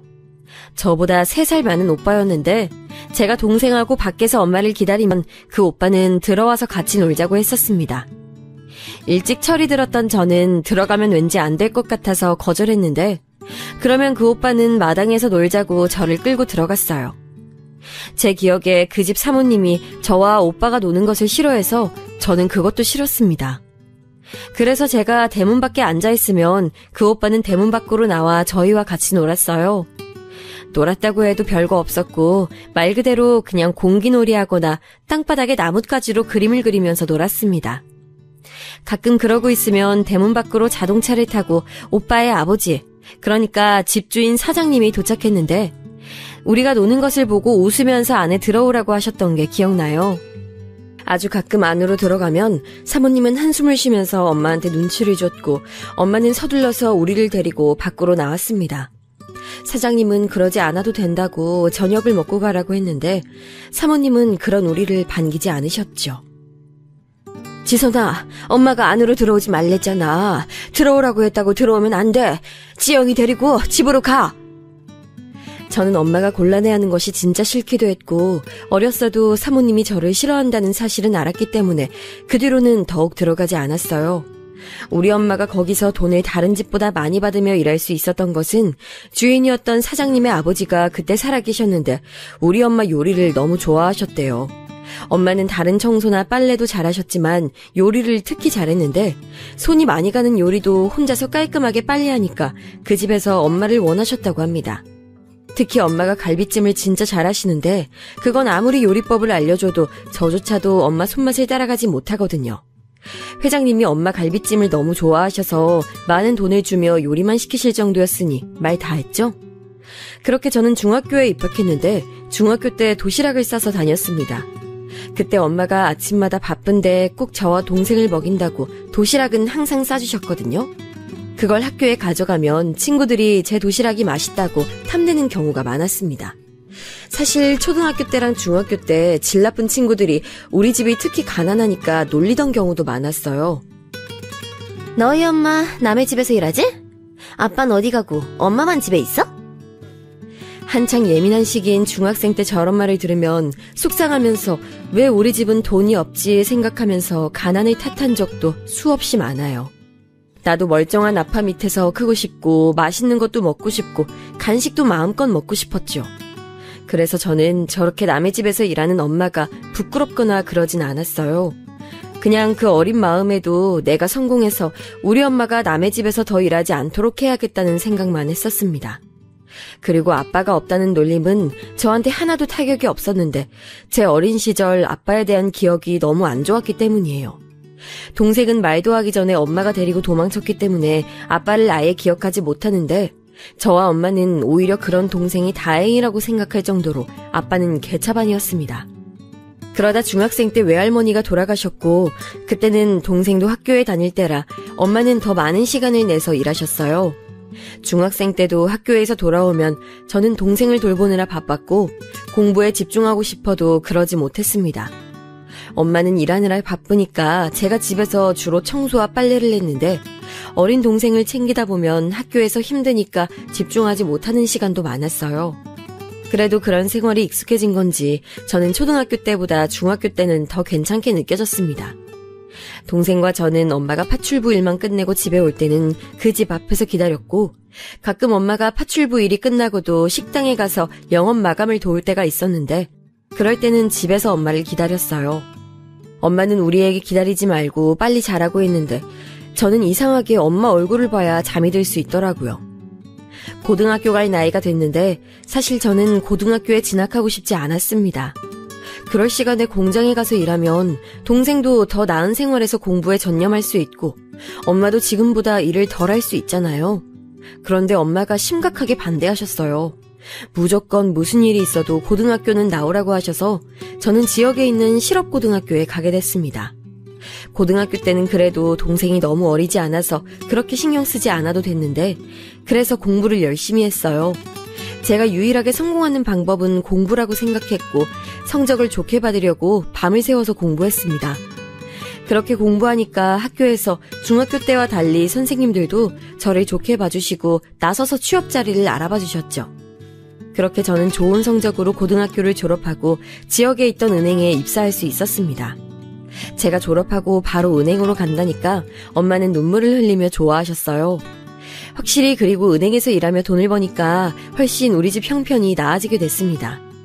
엄마는 파출부 일을 그만두셨고 식당에 나가셨는데 식당 일이 힘들어도 남의 집에서 눈치 보며 일하는 것보다 낫다고 하셨어요. 그때 마침 회장님이 돌아가셔서 사모님과 사장님만 집에 있었는데 엄마의 편의를 봐주시던 분이 돌아가셨으니 더 있을 필요도 없다고 하셨죠. 은행에 입사하고 저는 월급을 받으면 진짜 꼭 써야 하는 돈을 제외하고 무조건 다 저축하며 돈을 모았습니다. 어차피 근무복이 있으니 옷을 살 필요도 없었고 화장도 하지 않았고 미용실에 가지도 않았어요. 혼자 집에서 머리를 자르며 돈을 아끼고 외식은 하기는 했는데 월급날에만 했습니다. 친구들이 놀자고 해도 저는 모임에도 자주 나가지 않았고 같이 여행을 가자고 해도 가지 않았어요. 그렇게 제가 죽기 살기로 돈을 모았던 이유는 바로 엄마 때문이었습니다. 엄마는 평생을 우리 키우느라 고생했으니 이제 제발 집에서 제 돈을 가지고 쉬었으면 좋겠다고 생각했어요. 제가 엄마 주려고 돈을 모은다고 하면 엄마는 웃으면서 그 돈으로 좋은 남자를 만나 결혼이나 하라고 하셨습니다. 그렇게 돈을 모으던 어느 날이었는데 은행에서 제 손님으로 어떤 남자가 와서 앉았어요. 처음에 저는 못 알아봤는데 그분은 저를 아는 눈치였습니다. 누구지 생각하며 봤더니 어린 시절 얼굴이 남아있어서 알아볼 수 있었는데 바로 엄마가 일했던 집의 아들인 준철 오빠였어요. 제가 동생을 데리고 문 앞에 있으면 집으로 들어와서 같이 놀자고 했던 그 오빠요. 너무 오랜만이라 반갑게 인사했습니다. 오빠, 잘 지냈어요? 얼굴 못 본 지 너무 오래돼서 못 알아봤어요. 그러게, 지선이 너도 많이 변했다. 초등학교 때 이후로 처음 대화하네. 그동안 잘 지냈어? 저야 이렇게 잘 지내고 있죠. 오빠는요? 실제로 제가 중학교에 올라가면서는 동생하고 엄마를 보러 그 집 앞으로 가는 경우가 많이 줄기도 했고, 고등학생 때는 동생도 컸고 저도 공부하느라 가지 않았거든요. 오랜만에 본 준철 오빠는 여전히 잘생겼고 다정했습니다. 그때는 초등학생이었는데 성인이 된 이후에 보니까 확실히 더 남자다웠어요. 저는 일하는 중이었고 오빠도 급한 일이 있다며 퇴근하고 보러 온다기에 그냥 알겠다고 대답하고 일을 계속했는데 사실 집중이 하나도 되지 않았어요. 오랜만에 본 오빠가 잘생겨서 그런 것도 있지만 뭔가 이렇게 따로 둘이 만나도 되는 건가 하는 생각이 들었기 때문이에요. 물론 그렇게 생각하는 것이 김칫국일 수도 있으니 혼자 얼마나 많은 생각을 했는지 모르겠습니다. 결국 그러다 실수를 할 정도로 정신없는 하루가 지나고 오빠는 진짜 저를 데리러 왔더라고요. 오랜만에 본 건데도 오빠와 전혀 어색하지 않았습니다. 그리고 대화가 어렸을 때보다 훨씬 잘 통해서 웃다가 보니 어느새 시간이 많이 지났더라고요. 집에 데려다 준 데서 그러지 않아도 된다고 했는데 굳이 따라온 데서 알겠다고 하고 집으로 갔는데 되게 마음이 이상했습니다. 우리 엄마가 오빠네 집에서 일했다는 사실은 오빠도 알고 저도 아는데 둘은 엄마 얘기는 꺼내지 않았어요. 그렇게 그날을 시작으로 저는 오빠와 자주 만나게 됐는데 진지하게 만나자는 오빠의 얘기에 저는 마냥 좋지 않았습니다. 물론 연애만 하고 끝날 수도 있었을 테지만 저는 오빠의 어머님이 너무 걱정됐어요. 제가 걱정하는 것을 알고 오빠는 괜찮다고 본인이 알아서 잘 말할 거라고 저를 다독였는데 위로가 되진 않았습니다. 오빠와 저는 살아온 환경부터가 너무 다르고 가족 분위기도 달랐는데 과연 그 연애를 시작해도 좋을지 의문이 들었어요. 그런데 사람 마음이 어떻게 그렇게 무자르듯 정확히 결론을 내릴 수 있겠어요. 일단 아무 생각하지 말고 만나자는 오빠의 말에 저는 넘어가서 연애를 시작했는데 솔직히 사귀기 전에 걱정하던 것과 달리 아주 즐거웠습니다. 사랑하는 사람과 여행을 가는 게 그렇게 신나는 일인지 그때 알게 됐어요. 저는 그때까지 살면서 바다를 직접 눈으로 본 적이 없는데 오빠는 제 말을 듣고 차를 타고 저를 바다로 데려다 줬습니다. 마냥 좋으면서도 바다를 못 보고 자란 것은 동생과 엄마도 똑같지 않을까 하는 생각이 들기도 했어요. 그렇게 사귀면서 저는 그동안 모았던 돈을 엄마의 가게를 열어주는 데 쏟았습니다. 결혼 생각이 없었던 건 아니지만 전 이상하게 오빠와 사귀며 결혼은 하고 싶지 않았어요. 집안 차이가 너무 많이 나기도 했었고 결혼이 우리만 좋다고 할 수 있는 상황도 아니잖아요. 그래서 좋았던 연애였지만 결혼은 다른 얘기라고 생각해서 오히려 모았던 돈을 다 엄마의 가게를 여는 데 투자했습니다. 엄마한테 가게 얘기를 하면서 오빠와의 연애도 터놓게 됐는데 엄마는 역시 반기지 않았어요. 가게를 열어줘서 고맙다고 말씀하시면서 오빠와 결혼은 하지 않기를 바랐죠. 엄마는 어릴 때부터 저한테 남자를 잘 만나야 한다고 하며 부잣집 아들이 있으면 놓치지 말라고 했는데 아무래도 엄마가 일하던 집의 아들과 만나는 건 달갑지 않잖아요. 그렇게 엄마는 가게를 열게 됐는데 백반집이었습니다. 처음엔 되게 작게 시작했고 엄마 혼자 일하는 규모의 가게였어요. 제가 돈이 많았던 것도 아니라 시장 골목에 있는 작은 건물의 1층 구석자리에 있는 작은 평수의 가게였습니다. 사실 이때 가게를 열면서 남자친구의 도움을 꽤 받았는데 모아두었던 돈이 막 엄청난 액수는 아니라 우리가 스스로 준비해야 하는 일이 있었어요. 가게 내부 정리부터 청소와 재료 준비 등 최대한 돈을 쓰지 않으려고 노력해서 몸으로 직접 하는 경우가 많았는데 엄마와 저 그리고 동생이 다 여자니까 남자친구가 많이 도와줬습니다. 운전해서 재료도 가져다주고 힘쓰는 일부터 사소하게 전구를 다는 것도 다 해줬어요. 그렇게 드디어 가게를 영업하게 됐는데 웬걸 생각보다 가게 영업이 더 잘 됐습니다. 제가 퇴근하고 엄마 가게 정리하는 것을 도와주러 가면서 본 광경은 처음에도 손님이 없지는 않았는데 저는 시간이 지나면 줄어들 줄 알았거든요. 그런데 오히려 시간이 지날수록 단골도 많이 늘어나고 손님들도 많이 찾기 시작했습니다. 마침 그때가 우리 지역이 관광하러 오는 사람도 늘어나서 지역 경제가 활성화될 때였는데 엄마가 그 덕도 톡톡히 봤어요. 시장 상인들도 우리 엄마의 음식 솜씨가 워낙 좋으니까 점심때마다 찾아주셨고 저녁 때는 관광객들 때문에 문 밖으로 기다리는 사람이 많아서 옆 가게와 마찰도 생길 정도였습니다. 그런 폭발적인 반응을 예상하지 못했던 저와 엄마는 당황했지만 당연히 매출이 좋으니 기분이 좋았어요. 결국 가게는 넘쳐나는 수요에 맞게 확장 이전을 하게 됐고 심지어 가게에서 일하는 직원까지 뽑을 지경이 됐습니다. 동생과 제가 아무리 도와줘도 일손이 모자라서 저는 얼떨떨했어요. 엄마는 본인 가게라고 책임감이 넘치셔서 재료 손질도 처음부터 다 하고 청결에 엄청 신경 쓰고 언제나 친절하게 손님들을 맞이했습니다.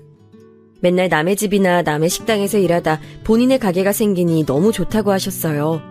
그러다 보니 소문이 좋게 났고 음식도 맛있는데 친절하다고 찾는 분들이 많으셨어요. 그 소식을 듣고 제 동창들도 저에게 연락와서 잘 됐다고 그렇게 열심히 살더니 드디어 우리 집이 복받았다고 할 정도였습니다.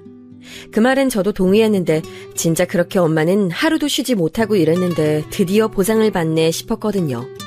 그런 저에게 엄마는 오히려 제가 더 고생했다고 그동안 동생과 외할머니를 보느라 고생했다고 하셨습니다. 엄마의 가게가 잘 되면서 저는 은행을 그만두게 됐는데 이때도 정말 고민이 많았어요. 그만두는 게 맞나 싶었는데 엄마가 식당을 하며 일하시는 이모들보다 더 많은 일을 하려고 하니까 건강이 많이 상하셨거든요. 그래서 그만두고 식당에서 같이 일하며 옆에서 쉬라고 하기도 했고 엄마를 따라 일도 하니까 손님들은 엄마와 딸이 한 식당에서 일하니 더 좋아하시며 많이 찾아주셨어요. 그렇게 정신없이 엄마를 도와 식당에서 일하던 어느 날 남자친구가 저에게 진지하게 말했습니다. 지선아, 우리 결혼하자. 사귄 지도 꽤 됐고 나는 너와 남은 인생을 행복하게 살고 싶어. 오빠의 말에 저는 어느 정도 예상했던 일이라 놀라진 않았지만 마냥 기쁘지도 않았어요. 엄마는 오빠가 가게에 와서 일을 자주 돕기도 하고 열기 전에 많은 도움을 줘서 그때부터 오빠를 마음에 들어하긴 했지만 저에게 종종 결혼은 생각해보자고 하셨거든요. 사람만 보면 너무 좋은데 결혼이라는 것은 집안과 집안의 연결이니까 사랑만으로 할 수 없잖아요. 남자친구가 워낙 밀어붙이긴 했어도 우리 집에선 크게 기대하지 않았습니다. 아직 인사를 가기도 전에 엄마와 저는 반대하면 어쩔 수 없다고 말할 정도였어요. 남자친구에게도 저는 반대하면 결혼하지 못할 것 같다고 하고 인사를 가게 됐는데 가기로 한 전날에 식당으로 사모님이 찾아오셨습니다. 엄마가 그때 마침 없어서 당황했는데 사모님은 됐다고 저를 보러 온 거라고 오히려 잘 됐다며 저를 다방으로 데려가셨어요. 도착해서 얘기하는데 사모님은 저한테 대놓고 결혼하지 말라고 양심이 어디 있냐고 했습니다. 아가씨도 알잖아. 아가씨 엄마 우리 집에서 일했어. 난 이 결혼 절대 찬성 못해. 우리 아들 귀하게 키웠어. 저는 사모님이 본인 아들을 얼마나 귀하게 키웠는지 연설하는 것을 들으며 아무 말도 할 수 없었습니다. 그냥 알아서 제발 헤어져 달라는 말에 아무 말도 하지 못하고 가만히 있었고 사모님은 그런 저를 보고 한숨을 쉬며 일어나서 집으로 갔어요. 어디 갔다 왔냐고 묻는 엄마에게 차마 말은 못하고 혼자 그날 집에서 잠을 자는데 잠이 오지 않아서 뜬 눈으로 밤을 새웠습니다. 다음날 남자친구가 우리 집으로 와서 저를 데리고 집에 인사 가는데 저는 가기가 싫었어요. 그래도 오빠는 계속 저보고 제발 한 번만 인사하자고 그래도 마음에 안 들면 어쩔 수 없다고 강제로 저를 집으로 데려갔습니다. 그렇게 다시 그 집 대문 앞에 섰는데 순간 어렸을 때 생각이 났어요. 그때는 동생을 데리고 엄마를 기다리느라 대문 앞에 쪼그려 앉아서 땅에 낙서하며 기다렸었는데 지금은 그 집 아들과 결혼하려고 서 있다니 인생이 진짜 웃기더라고요. 그렇게 남자친구를 따라 안으로 들어갔는데 집안은 어릴 때 잠깐 봤던 것과 크게 다르지 않았습니다. 지나치게 화려했던 샹들리에도 그대로였고 심지어 거실 바닥에 깔려있던 카펫도 그대로였어요. 얼어붙은 채로 들어갔는데 사모님은 기어코 여길 왔구나 하는 표정이었고 사장님은 인자하게 인사하셨습니다. 어릴 때도 인자했던 분이었는데 지금은 많이 늙긴 했어도 여전히 겉으로는 그래도 예의를 차리시는 분이셨어요.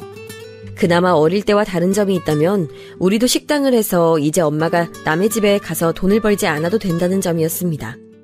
사장님이 먼저 엄마의 안부를 물으셔서 엄마는 식당 일을 하고 있다고 하니까 잘 되는 것 같다고 칭찬해 주셨는데 옆에서 그 말을 듣자 사모님은 무표정으로 식사를 계속하셨어요. 예상했던 것으로는 사실 가서 쫓겨나거나 혹은 앞에서 막말을 듣지 않을까 생각했었는데 다행히 그러진 않았습니다. 남자친구가 저와 결혼하고 싶다고 강하게 말하고 사장님은 긍정도 부정도 하지 않으셨고 사모님은 한숨만 쉬셨어요. 분위기를 보니 제가 오기 전에 이미 남자친구와 말싸움을 몇 번 한 것 같았습니다. 남자친구는 남동생이 한 명 있었는데 저보다 1살 어렸어요. 도련님은 어색한지 밥만 먹고 자기 방으로 들어가고 거실에 앉아 본격적으로 얘기했는데 사장님은 우리 집이 노력해서 잘 살게 된 것이 놀랍다고 대단하다고 말씀하셨습니다. 저도 엄마가 얼마나 노력했는지 아니까 자랑스러웠고 엄마 얘기를 꺼내며 분위기를 풀어갔는데 사모님은 더 안 되겠다고 생각했는지 결혼을 꼭 해야 하냐고 하셨어요. 엄마, 이미 그 얘기 끝났잖아요. 결혼하고 싶다고 몇 번을 말했어요. 그러니까 그 결혼을 왜 우리 집 파출부 자식하고 하는 거야? 이제 파출부 아니잖아요. 지선이 어머님 지금 장사로 돈 많이 벌고 있는 거 엄마도 알잖아요. 그만하세요. 아니, 그렇다고 엄마한테 이렇게 소리 질러도 되는 거니? 내가 널 어떻게 키웠는데? 다들 그만! 지금 뭐 하는 거야? 저를 앞에 두고 가족들끼리 싸우는 것을 보는 것은 기쁘지 않았어요. 너무 곤란해서 먹었던 게 다 체할 지경이었죠. 그렇게 인사를 무슨 정신으로 했는지 기억도 나지 않고 정신 차리니 제 방이었는데 엄마가 어땠냐고 물어봐도 대답할 힘이 없었습니다. 다음날 저는 저렇게 시어머니 될 분이 반대하는데 결혼하고 싶지 않아 엄마에게 말했더니 엄마는 무엇보다 제 의견이 중요하다고 존중하셨어요. 그렇게 남자친구가 아무리 저를 설득해도 저는 결혼은 안 되겠다고 강하게 말하고 헤어지자고 했습니다. 헤어질 수 없다며 울고불고 가게에도 찾아오고 집에도 찾아오던 남자친구를 저는 모른 척하느라 힘들었어요.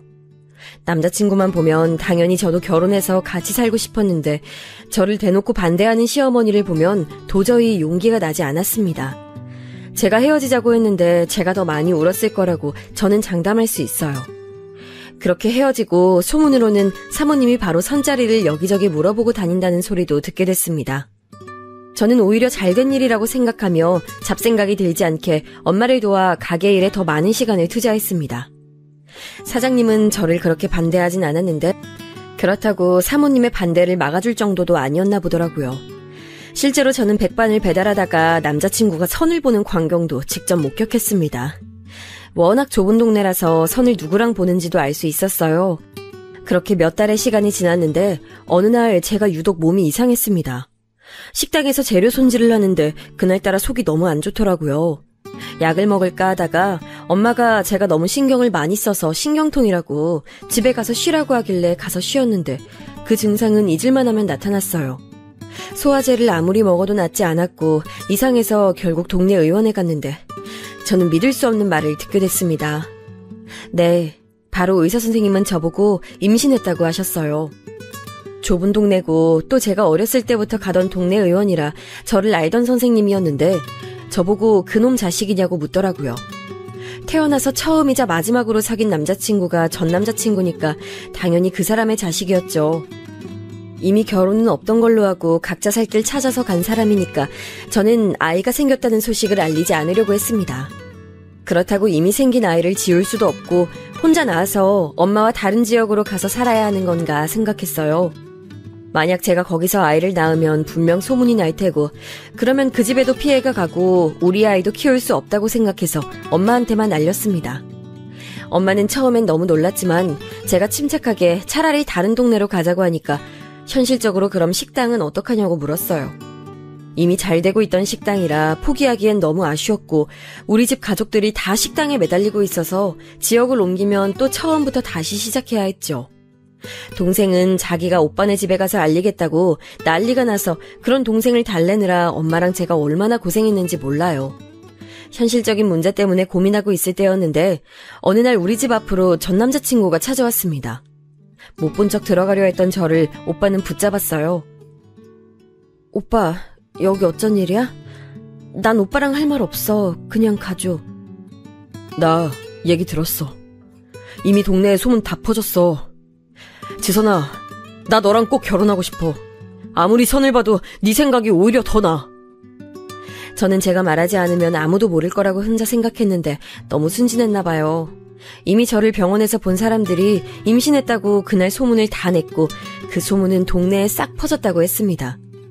오빠는 저에게 오히려 좋은 일이라고 사모님을 설득하자고 자기 아기를 어떻게 포기하냐며 저를 다시 그 집으로 데려갔어요.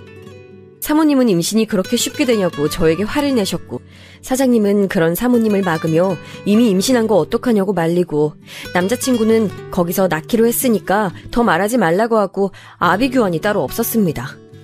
저도 전과 달리 꼭 아이를 낳고 싶었고 이미 생긴 아이를 포기할 수 없었어요. 결국 시어머니의 반대에도 결혼하게 됐는데 사실 그때는 이왕 낳으면 그때는 시어머니가 우리 아이를 예뻐할 줄 알았습니다. 그런데 아이를 낳았는데 시어머니는 역시나 차가웠어요. 게다가 제 아이가 아들이 아니고 딸이어서 시어머니는 우리 부부가 딸을 데리고 시댁에 가도 반기지 않았습니다. 신혼집은 동네에 얻었는데 시댁도 친정도 가까운 딱 중간거리였어요. 저는 시간이 나면 아이를 데리고 엄마한테 갔는데 시댁은 가도 반겨주질 않으니 자연스러운 현상이었습니다. 그런 제게 엄마는 아이를 더 가지라고 그런 집안은 제가 아들을 낳으면 예뻐할 거라고 하셨어요. 안 그래도 시어머니는 본인이 아들을 2명이나 낳은 걸 되게 자랑스럽게 생각하는 전형적인 남아선호 사상을 가진 옛날 분이셨습니다. 그런데 하필 도련님이 우리가 결혼하고 곧 따라 결혼했는데 동서는 아들을 낳아 우리 딸은 시댁에서 찬밥 취급을 받게 됐어요. 오죽하면 명절에 아이들에게 용돈을 줄 때도 동서 아들한테는 훨씬 많은 돈을 주고 간식도 동서 아들만 챙겼습니다. 시댁에 가면 시어머니는 늘 시조카만 안고 있고 우리 딸은 본 척도 하지 않아서 얼마나 속상했는지 몰라요. 시아버지는 그래도 우리 딸을 시어머니처럼 모른 척하고 미워하진 않았는데 시어머니는 대놓고 저러니까 저는 저까지 무시받는 기분이 들었습니다. 언제는 또 며느리들을 집으로 부르길래 시댁에 방문했더니 시어머니가 동서한테만 말을 걸고 아이가 잘 지내냐고 묻고 저는 투명인간처럼 대하기에 얼마나 속상했는지 몰라요.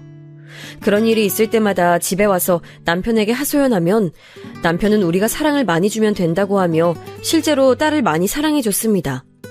친정엄마도 우리 딸이 아들이 아니어도 사랑스럽다고 많이 예뻐해서 다행이긴 했지만 그래도 시댁에 갈 때마다 불편한 마음은 어쩔 수 없었어요. 제가 알기로 동서보다 우리 집이 지금은 돈도 더 잘 버는데 그냥 시어머니는 자기가 반대한 결혼을 한 것도 싫고 우리 엄마가 그 집에서 예전에 파출부로 일했었는데 그게 너무 싫었나 보더라고요. 동서 아들과 우리 딸이 또래였는데 시조카한테만 비싼 유모차를 사주고 장난감도 맨날 시조카한테만 사주는 모습을 보며 속으로 얼마나 속상했는지 모르겠습니다.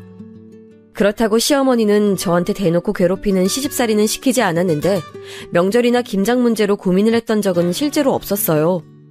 그런데 저는 차라리 그런 시집살이를 당하고 싶을 정도로 제 존재 자체를 무시하는 시어머니가 무서웠어요. 이런 내용을 친정엄마한테는 도저히 말할 용기가 나지 않아 남편한테만 털어놨는데 남편은 또 완전히 제 편이라 그나마 남편을 보며 버텼습니다. 동생한테 말하면 바로 엄마한테 말이 들어가니까 그러지도 못하고 혼자 딸을 안고 울었던 날이 한두 번이 아니에요. 동네가 다르면 그냥 저도 막 나갔겠는데 같은 동네였고 우리 엄마 식당도 동네였기 때문에 시어머니가 저래도 당할 수밖에 없었습니다. 시어머니가 예전부터 어울리는 무리가 있었는데 저도 아는 사람들이었습니다. 가게를 하는 사람도 꽤 있었고 시어머니처럼 집에 있는 분도 계셨죠. 그러던 어느 날 시댁 행사가 있어서 갔더니 시어머니가 자기 친구가 생일인데 시댁에서 잔치를 열겠다는 거예요. 저는 그냥 가만히 듣고 있었는데 저한테 우리 엄마 음식 솜씨가 워낙 좋다고 칭찬하길래 얼떨떨하게 감사하다고 했더니 엄마 보고 그때 와서 요리를 좀 해달라고 하셨습니다. 저는 당황했는데 옆에서 동서가 그거 진짜 좋은 생각이라고 하기도 했고 시어머니가 부탁해서 저는 알겠다고 대답을 하고 집으로 돌아왔어요. 남편도 이번 기회로 시어머니와 우리 집이 친해질 수도 있으니 잘해보자고 하더라고요. 엄마에게 말하니까 엄마도 자기가 열심히 준비해서 시댁과 거리가 좁혀질 수 있도록 노력하겠다고 해서 시어머니에게 말씀드리니 매우 좋아하셨습니다. 엄마 요리 솜씨는 워낙 유명해서 동네 사람들이 다 알았고 식당도 장사가 잘 됐으니 보장된 맛이었죠. 엄마는 시댁에 가기 전에 저를 데리고 시장에 가서 얼마나 많은 준비를 했는지 모르겠어요. 갈비찜을 하기 위해 평소 친하게 지냈던 정육점에 가서 며칠 전부터 단단히 말해서 가장 상태 좋은 고기를 사고 채소 가게에 가서 저도 아는 사장님한테 제일 싱싱한 것으로 달라고 하고 얼마나 많은 가게에 들렀는지 모르겠습니다. 오죽하면 사장님들이 우리한테 시아버지 환갑잔치를 여는 거냐고 물어볼 정도였어요. 시어머니한테 물어봤더니 갈비찜하고 잡채, 미역국, 잔치국수 등 손이 많이 가는 음식들을 원하셨어요. 시어머니는 엄마한테 부탁하셨지만 결국 저도 같이 가서 돕기로 했습니다. 남편은 자기도 같이 가자고 했는데 만약 그랬다가는 시어머니가 괜히 또 기분이 나빠질 수도 있으니 엄마와 저만 가기로 했어요. 그리고 대망의 당일이 되었습니다. 엄마와 저는 미리 가서 재료 준비를 시작했는데 음식 가짓수가 워낙 많아 이미 집에서 1차로 준비를 끝내고 갔어요. 평소에 집에서도 요리를 즐겨하는 편이 아니었던 저는 뭐부터 해야 할지 몰라서 가만히 서 있었는데 엄마는 능숙하게 칼로 파를 썰고 물을 올리고 다 지시하셨습니다. 우리 엄마가 요리를 잘한다는 것은 이미 알고 있었는데 같이 요리를 하면 할수록 진짜 대단하게 느껴지더라고요. 딸을 유치원에서 데려올 시간이 애매해서 같이 데려왔는데 조용하게 식탁에 앉아 기다리는 걸 보니까 귀여워서 웃음이 나왔습니다. 오전 내내 요리를 준비 다 하고 미리 해놓을 수 있는 미역국이나 갈비찜은 완료하고 다른 것들도 준비하고 있는데 시간이 1초처럼 재빠르게 지나가서 저도 이미 아는 시어머니의 친구들이 집으로 들어왔고 반갑게 인사하며 맞이했어요. 시어머니는 부엌으로 와서 준비한 것들을 보며 흡족하게 웃었고 저는 드디어 결혼하고 시어머니와 친해질 수 있는 건가 생각했습니다. 그렇게 식탁에 음식들을 올리고 한창 바빴는데 본격적으로 먹기 전에 시어머니는 거실에서 친구들과 담소를 나누고 있었어요. 엄마가 단호박죽도 끓여서 준비해서 그걸 먼저 거실로 가져다 주라고 하길래 가져다 주고 시어머니가 요청한 커피와 음료도 대접하고 바빴는데 저에게 시어머니가 단호박죽을 먹더니 한 소리를 하더라고요. 아니, 역시 네 엄마가 파출부 출신이라 이런 거 전공이지? 음식을 잘하긴 잘해? 그래서 우리 시아버지도 돌아가시기 전에 그렇게 네 엄마 요리 좋아했잖아.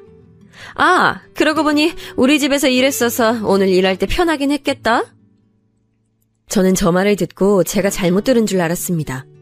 가만히 이게 무슨 소리지 싶어서 멈춰서 시어머니를 바라보는데 옆에서 시어머니 친구들은 그 말이 재밌다고 깔깔거리며 소파를 뒹굴었어요. 심지어 저에게 시어머니 친구 중 한 명은 너무 고깝게 들지 말라고 하며 거짓말도 아니니까 그냥 좋게 생각하라고 하더라고요. 사람이 너무 화가 나면 아무 말도 할 수 없는 거 아시나요?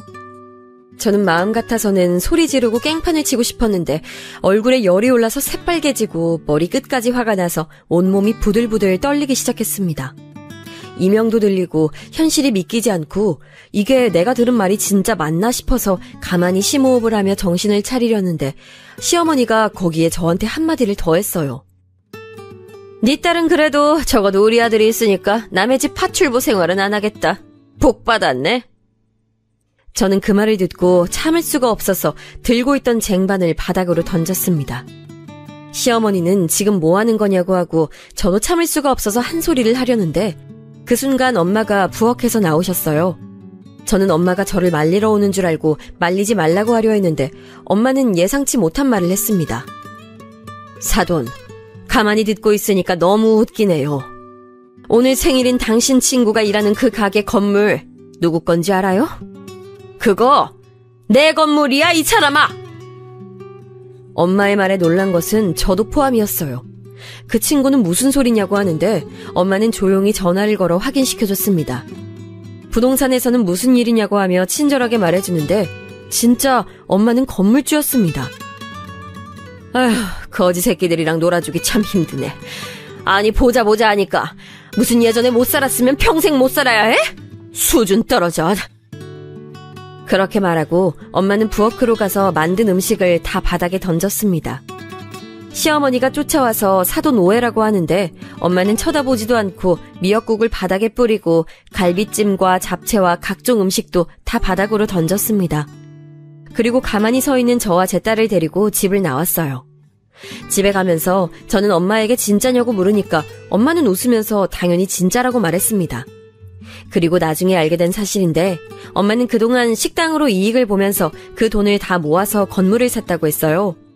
제가 왜 나한테 비밀로 했냐고 하니까 당연히 저한테 물려줄 생각이었고 건물을 산 것도 얼마 되지 않은 일이더라고요. 딸이 초등학교에 입학하면 알리려고 했던 건데 이렇게 빨리 알릴 줄은 당신도 예상하지 못했다고 했습니다. 그렇게 엄마가 사실 돈이 매우 많은 갑부라는 사실을 알고 시어머니는 당연히 태도를 바꿨어요. 그 전까진 저를 그렇게 무시하더니 저한테 우리 며느리라고 부르며 가식적으로 행동했습니다. 하지만 그렇다고 넘어가면 진짜 그건 바보 아닌가요? 저는 있었던 일을 남편에게 다 말했고 남편도 시댁에 더 가지 말자고 했습니다. 남편이 딸을 매우 사랑하는데 시어머니가 아들인 시조카는 예뻐하고 우리 딸은 무시해서 안 그래도 이미 감정이 상할 대로 상한 남편은 시어머니가 남편에게 연락해서 하소연해도 듣지도 않았어요. 시어머니도 사실을 알고 저에게 연락해서 사과하셨는데 사실 시아버지에게 나쁜 마음은 없지만 그래도 시댁에 가면 시어머니를 봐야 하니까 저는 전날 이후로 시댁에 방문하지 않고 있답니다. 대신 우리 엄마와 더 많은 시간을 보내고 있는데 엄마는 그래도 그동안 제가 이왕이면 시댁과 잘 지내는 것이 좋으니까 참았는데 그날 저와 딸을 비난하는 것을 듣고 참을 수가 없다고 했어요. 제가 화가 나서 아무 말도 못하고 얼굴만 빨개진 채로 몸을 부들부들 떠는 것을 보고 진정할 수가 없었다고 합니다. 그렇게 상식 밖의 시어머니와의 인연은 끝났고 엄마는 시어머니 친구의 가게도 내쫓았어요. 이 사건은 동네에 금세 소문이 퍼졌고 한동안 시어머니는 얼굴을 들고 다니는 것도 꺼릴 정도로 여파가 컸답니다. 그렇게 당당하고 저를 무시하던 사람은 어디 가고 이제는 저한테 연락도 제대로 못하는 시어머니를 보며 통쾌하기도 하고 어렸을 때부터 그렇게 고생만 하다가 드디어 건물주가 되어 잘 사는 엄마를 보니 행복하면서 안쓰럽기도 해요. 엄마는 그런 저에게 어릴 때 동생을 키우느라 제가 너무 많은 고생을 했다고 건물은 다 제 것이라고 하더라고요. 저는 그런 엄마에게 건물은 됐으니 건강이나 잘 챙기라고 하고 있답니다. 지금은 우리 딸과 남편하고 아직도 엄마 식당 일을 도우며 행복하게 살고 있어요. 엄마는 식당을 하며 손님들에게 맛있는 음식을 주고 단골이 느는 것을 보며 뿌듯함을 느낀다고 합니다. 한동안 가게를 접을 일은 없을 것 같고 제가 시댁을 방문한 일도 없을 것 같네요. 제가 준비한 사연은 여기까지입니다. 저는 쓰면서 즐거웠는데 여러분은 어떠셨는지 모르겠어요. 재밌게 잘 들어주셨으면 그걸로 참 만족합니다. 들어주셔서 감사합니다. 이번 겨울이 유독 추운데 건강관리 잘 하시고 가족들과 행복하게 보내시길 바랄게요.